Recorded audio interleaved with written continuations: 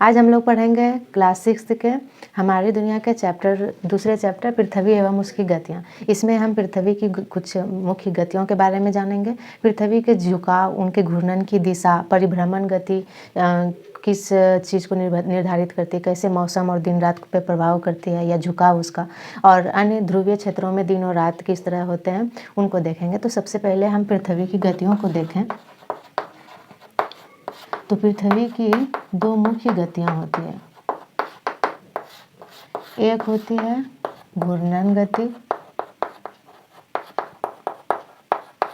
और एक होती है परिभ्रमण गति,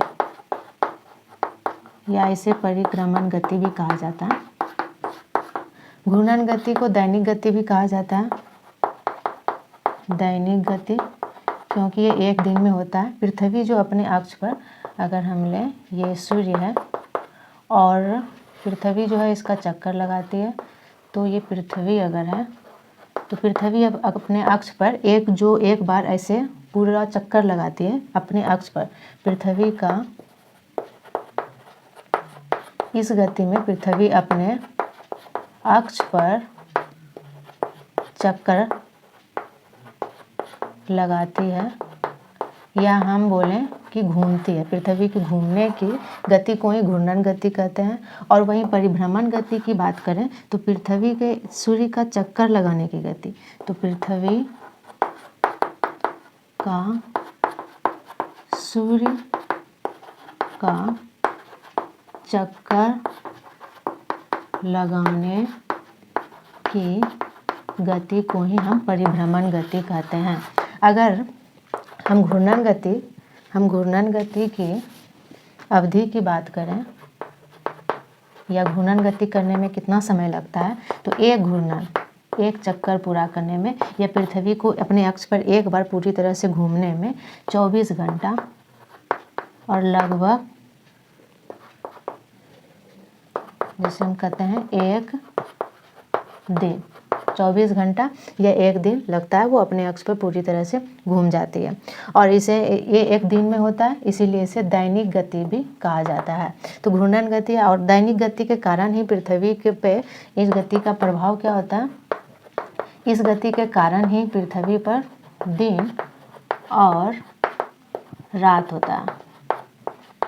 अगर पृथ्वी पर दैनिक गति या घूर्णन गति ना हो तो पृथ्वी अगर सूर्य है, सूर्य और उसका चक्कर लगाने वाली पृथ्वी, उसके एक ही ओर सूर्य की सीधी किरणें पहुंचेगी, जिस कारण की सिर्फ एक ही दिशा में दिन रहेगा और दूसरी दिशा में रात है, क्योंकि पूरा चक्कर लगाने के क्रम में पृथ्वी की सिर्फ वही दिशा ही सूर्य के रोशनी को प्राप्त कर पाएगी। तो इस तरह से जो होता है दिन और रात जो होता है वो घूर्णन गति या दैनिक गति के कारण ही होता है।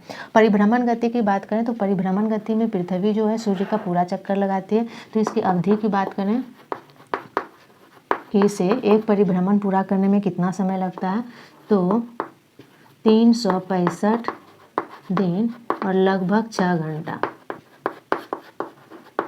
लगभग 6 घंटे का समय इसे लग जाता है। या हम कहें तो इसे ये चक्कर पूरा करने में 1 साल लग जाता है।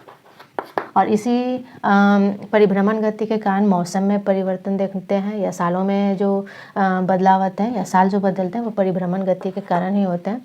और इस 6 घंटे जो अतिरिक्त होते हैं, 365 दिन और 6 घंटे, इसी 6 घंटे को मिला करके हमारे 4 साल में फरवरी के महीने में मिलाकर एक दिन बढ़ा दिया जाता है और उसे लीप वर्ष बोला जाता है। अगर हम बात करें लीप वर्ष, पृथ्वी जो सूर्य का चक्कर लगाती है तो लगभग 365 दिन और 6 घंटे का समय लेती है। और इसी 6 घंटे को अगर 4 साल में देखें तो वो 24 घंटा मतलब एक दिन पूरा करती है। और इसी एक दिन को लीप वर्ष, हर 4 साल बाद क्या कहता है, फरवरी माह में 28 के बदले एक दिन बढ़ाकर 29 दिन, 28 के बदले एक दिन बढ़ाकर 29 दिन कर दिया जाता है। 29 दिन कर दिया था, उस एक दिन को समायोजित किया गया है। और इसी कारण लीप वर्ष में क्या होता है, वह वर्ष जिसमें 365 ना होकर 366 दिन हो, जिसमें कुल अगर बात करें तो 366 दिन हो, उसे ही हम लीप वर्ष कहते हैं। ऐसे में हम देखते हैं कि हर वर्ष फरवरी माह में केवल 28 दिन होते हैं, लेकिन वो 6 घंटे जो अतिरिक्त लेता है घूर्णन करने में पृथ्वी, तो उसी घूर्णन 6 घंटे को 4 साल में मिला करके 24 घंटे हो जाती है, और वो फरवरी माह में जोड़ दिया जाता है हर 4 साल के बाद। और इसीलिए उस साल को, जिस साल ये जोड़ दिया जाता है, एक दिन बढ़ जाता है, और उस वर्ष को हम सामान्य वर्ष ना करके लीप वर्ष कहते हैं। ये परिभ्रमण गति के कारण होता है, क्योंकि उसे बिल्कुल ही 365 दिन ना लगकर लगभग 6 घंटे अतिरिक्त लगता है। अब पृथ्वी के झुकाव को देखें, पृथ्वी की गतियों को देखने के बाद, तो पृथ्वी अपने अक्ष पर बिल्कुल ही सीधे ना हो करके तिरछी है। अगर पृथ्वी का झुकाव देखें तो पृथ्वी जो है अपने अक्ष पर 23.5 डिग्री झुकी हुई है, और इसी झुकाव के कारण हम काफ़ी अंतर देखते हैं कि पृथ्वी के उत्तरी गोलार्ध और दक्षिणी गोलार्ध में इसी झुकाव के कारण मौसमों में अंतर देखा जाता है, या ध्रुवों, उत्तरी ध्रुव और दक्षिणी ध्रुवों में देखें तो दिन और रात की अवधि में भी अंतर देखते हैं, उसे हम आगे देखेंगे। फिलहाल हम देखते हैं कि पृथ्वी के झुकाव जो 23.5 डिग्री होती है, और घूर्णन की दिशा अगर बात करें, पिछले चैप्टर में हमने देखा कि सारी जो होती है सारे जो ग्रह होते हैं शुक्र और अरुण को छोड़कर सभी पश्चिम से पूरब की ओर गति करता है, जबकि एक हमारी पृथ्वी के सहित अन्य, पृथ्वी अपने सूर्य का चक्कर लगाते हुए पश्चिम से पूरब की ओर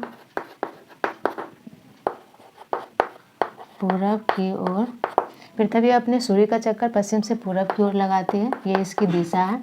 और अन्य ग्रह भी इसी पश्चिम से पूरब की ओर करते हैं, और दो ही है, एक शुक्र है और एक अरुण, जो अन्य ग्रहों की दिशा के विपरीत पूरब से पश्चिम की ओर सूर्य का चक्कर लगाती है। और बाकी अन्य ग्रह, पृथ्वी को भी उसमें शामिल कर दें तो अन्य सारे ग्रह जो है वो पश्चिम से पूरब की ओर सूर्य का चक्कर लगाती है। अब परिभ्रमण गति किस तरह से दिन और रात और मौसम को प्रभावित करता है उसको देखते हैं। तो परिभ्रमण गति को देखने के लिए हम कुछ ऐसी अवधि या समय को लेंगे, तारीख को लेंगे, जो कि कुछ खास मायने रखता है, परिभ्रमण गति को दिखाते हैं। परिभ्रमण गति, अगर हम सूर्य को ले लें, ये अगर सूर्य है तो पृथ्वी अपने अक्ष पर, जैसे कि हम जानते हैं 23.5 डिग्री झुकी हुई है, तो हम झुके हुए स्थिति को दिखाएंगे।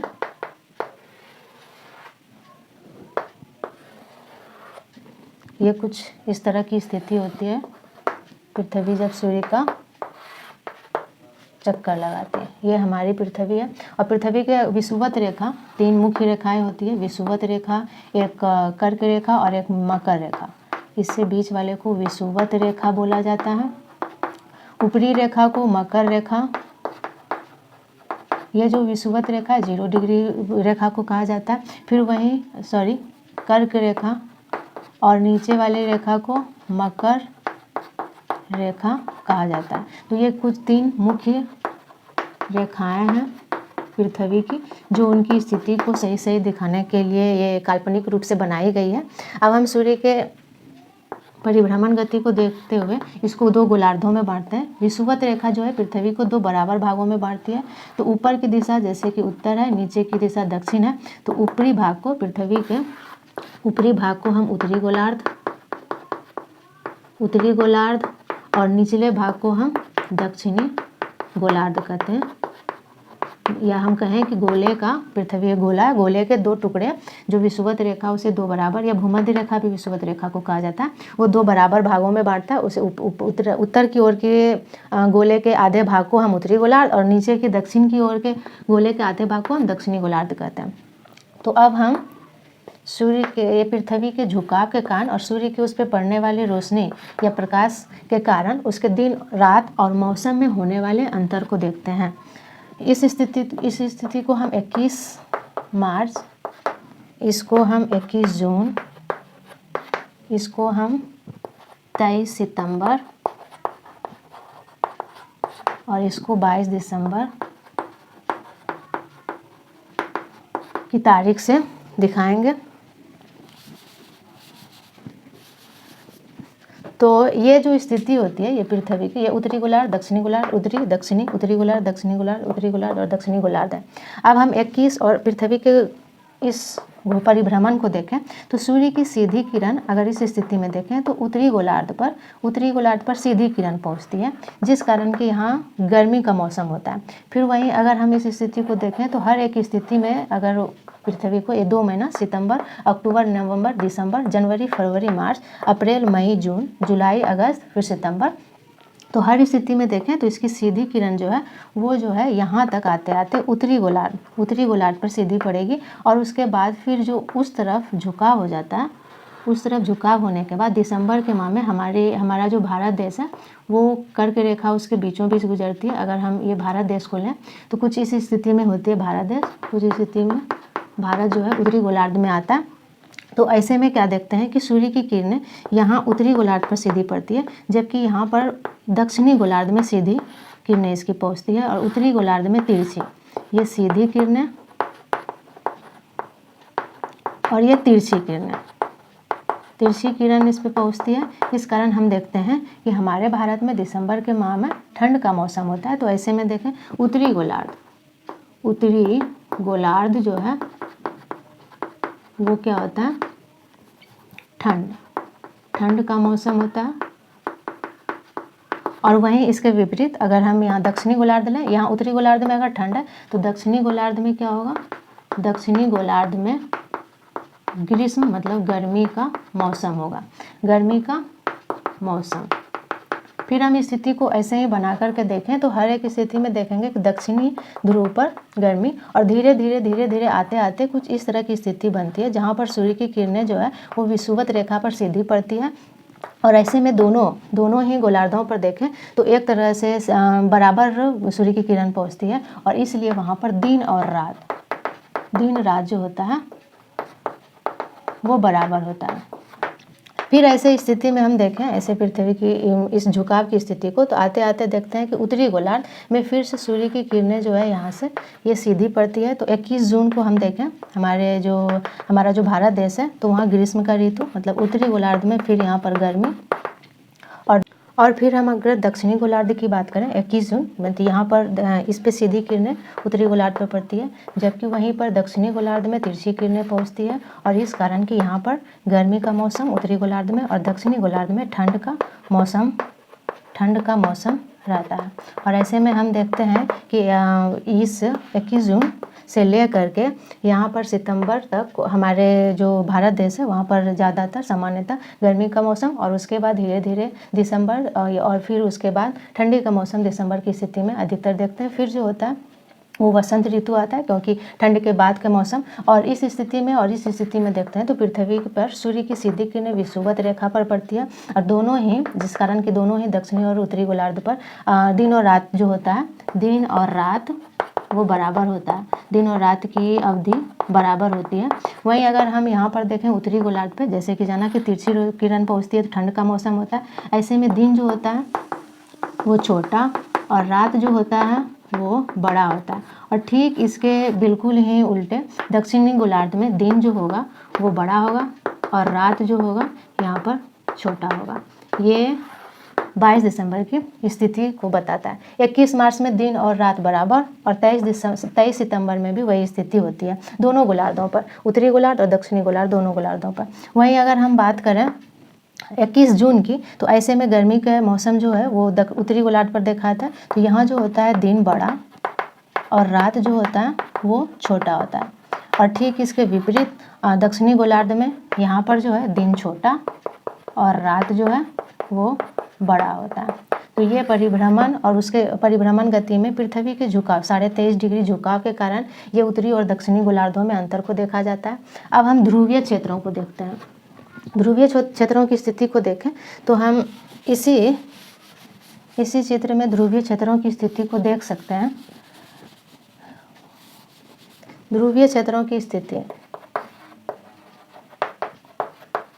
ध्रुवीय ध्रुवीय क्षेत्र हमारे पृथ्वी को देखें तो हमारे सबसे ऊपर और नीचे इसको जो है उत्तर दिशा के पोल को या ध्रुव को उत्तरी ध्रुव और नीचे के ध्रुव को दक्षिणी ध्रुव कहा जाता है। अगर हम बात करें अपनी पृथ्वी पर तो तिरछा होने के कारण यहाँ इस स्थिति से हम अगर देखें तो यहाँ पर सूर्य की किरणें जो है उत्तरी ध्रुव पर पड़ेगी और ऐसी स्थिति बनते बनते हम देखें कि यहाँ पर पड़ेगी और सूर्य की काफ़ी तिरछी किरणें जैसे कि दक्षिणी गोलार्ध पर पड़ती है तो किरणें जो है इस स्थिति में दक्षिणी ध्रुव पर नहीं पहुँच पाती, क्योंकि सूर्य की किरणें सीधी रेखा या कोई भी प्रकाश जो है सीधी रेखा में गमन करती है, चलती है। तो ऐसे में सूर्य की रोशनी जो है इस तरह से नहीं पहुँच पाती है, इस तरह से नहीं पहुँचेगी या कहें कि मुड़ करके नहीं पहुँचती है। तो इसीलिए दक्षिणी गोलार्ध की पहले बात करें, दक्षिणी गोलार्ध में हम दक्षिणी ध्रुव की बात करें तो दक्षिणी ध्रुव में इस यहाँ से लेकर के स्थिति को देखें, क्योंकि ये साल भर में पूरा होता है तो यहाँ से यहाँ की अवधि 6 महीने और यहाँ से यहाँ की अवधि 6 महीने है। तो यहाँ पर दक्षिणी ध्रुव, यहाँ भी दक्षिणी ध्रुव में सूर्य की किरणें बिल्कुल नहीं पहुँच पाती है। फिर वही स्थिति को देखते देखते यहाँ तक देखते हैं तो यहाँ से आने शुरू हो जाती है। तो ऐसे में हम कहें कि ये 6 महीने जो है इस 6 महीने में दक्षिणी गोलार्ध दक्षिणी ध्रुव पर लगातार जो है इस तरह से लगातार 6 महीने रात ही रहते हैं। और ऐसी स्थिति में जब यहाँ पर दक्षिणी ध्रुव पर रात रहता है, वैसी स्थिति में यहाँ पर उत्तरी ध्रुव में सूर्य की पूरी सीधी किरण ना होकर के थोड़ी तिरछी किरण पहुँचती है और इस तरह से ये 6 महीने लगातार यहाँ से यहाँ स्थिति बनते हुए देखें तो 6 महीने तक यहाँ से यहाँ स्थिति 6 महीने लगातार उत्तरी ध्रुव पर दिन बना रहता है। और फिर यहाँ से स्थिति को देखें तो फिर उल्टा ठीक इसके उल्टे हो जाते हैं। यहाँ उत्तरी ध्रुव पर सूर्य की किरणें फिर पहुँचनी बंद हो जाती है, उत्तरी ध्रुव पर सूर्य की किरण यहाँ पर पहुँच पाती है दक्षिणी ध्रुव पर। और ऐसी स्थिति में देखें तो यहाँ से यहाँ तक की अवधि को देखें तो ऐसे में दक्षिणी ध्रुव यहाँ पर अब उल्टे हो जाएगा। दक्षिणी ध्रुव पर 6 महीने लगातार जो होता है वो दिन रहता है और वहीं उत्तरी ध्रुव पर 6 महीने लगातार जो है वो रात रहता है। तो इस तरह से ध्रुवीय क्षेत्रों में सूर्य की पृथ्वी के 23.5 डिग्री झुकाव और जैसे कि प्रकाश जो है वो सीधी रेखा में चलती है, तो ऐसे में किसी एक ध्रुव पर लगातार 6 महीने नहीं पहुंच पाती है। इसीलिए हम देखते हैं कि ध्रुवीय क्षेत्रों में चाहे वो उत्तरी ध्रुव हो या दक्षिणी ध्रुव हो, लगातार किसी एक ध्रुव पर 6 महीने तक दिन और 6 महीने तक रात होता है। तो अगर हम लिखें ध्रुवीय क्षेत्र चाहे वो उत्तरी ध्रुव हो तथा दक्षिणी ध्रुव, दोनों ही ध्रुवों पर लगातार 6 महीने दिन और लगातार 6 महीने रात रहती है। और ऐसा होता है पृथ्वी के झुकाव, इसका अगर कारण अगर हम दें तो इसका कारण है पृथ्वी के 23.5 डिग्री झुकाव के कारण, और दूसरा प्रकाश जो है वो सीधी रेखा में गमन करती है या चलती है। तो ये दो कारण है जिस कारण कि हमारे पृथ्वी के ऊपर उत्तरी ध्रुव और दक्षिणी ध्रुव पर सूर्य की सीधी किरणें नहीं पहुंच पाती है लगातार 6 महीने तक। थोड़ा वो जो झुकाव के कारण होता है, किसी एक ध्रुव पर 6 महीने तक रोशनी पहुंचती है तो उसी समय दूसरे ध्रुव पर नहीं पहुंच पाती है। तो इसलिए 6 महीने लगातार किसी एक जिस भी ध्रुव में, अगर यदि उत्तरी ध्रुव में लगातार 6 महीने दिन है तो उसी समय दक्षिणी ध्रुव में रात होगी, और दक्षिणी ध्रुव में दिन है तो उत्तरी ध्रुव में लगातार 6 महीने रात होगी। तो ऐसे में हमने अपने चैप्टर 2 हमारी दुनिया के चैप्टर 2 पृथ्वी एवं उसकी गतियों में पृथ्वी के अलग अलग घूर्णन और परिभ्रमण गति के बारे में जाना। उसके बाद हमने पृथ्वी के झुकाव जो 23.5 डिग्री है, फिर घूर्णन दिशा ये पश्चिम से पूरब की ओर घूमती है, फिर परिभ्रमण गति किस तरह से झुकाव के कारण, परिभ्रमण गति के कारण उत्तरी गोलार्ध में दिन अगर छोटा होता है तो यह बड़ा मौसम में अंतर के कारण होता है। फिर ध्रुवीय क्षेत्रों में जहाँ पर लगातार 6 महीने दिन और लगातार 6 महीने रात होता है। तो इस तरह से हमने गतियों और उससे जुड़ी हुई जो कुछ मुख्य बातें उसको जाना। तो मिलते हैं अगले चैप्टर के साथ अगले वीडियो में।